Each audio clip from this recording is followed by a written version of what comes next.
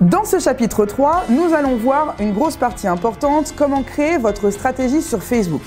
Tout d'abord, pour établir une stratégie sur les réseaux sociaux, il faut bien évidemment connaître la marque, ses valeurs, ses cibles et les différentes offres ou produits, car ça ne sera pas forcément toujours pour votre projet personnel.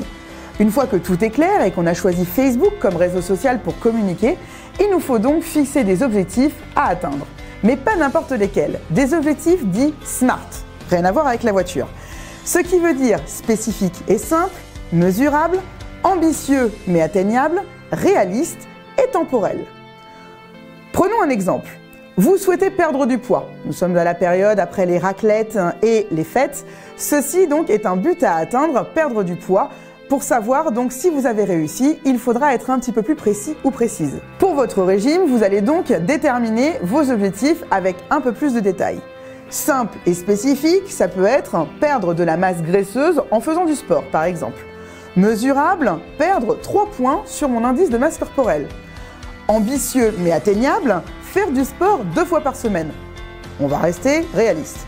Réaliste justement, perdre 5 kilos. Temporel, me donner 3 à 4 mois pour arriver à mes fins. Le principe est le même pour votre marque.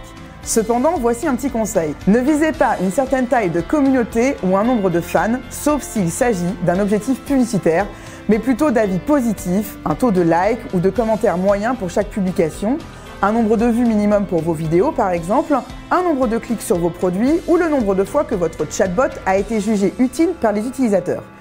N'oubliez pas les aspects qualitatifs car ce sont aussi eux qui démontreront l'intérêt et la fidélité de votre communauté, bien plus que de gros chiffres. L'alliance et l'équilibre des deux est très important.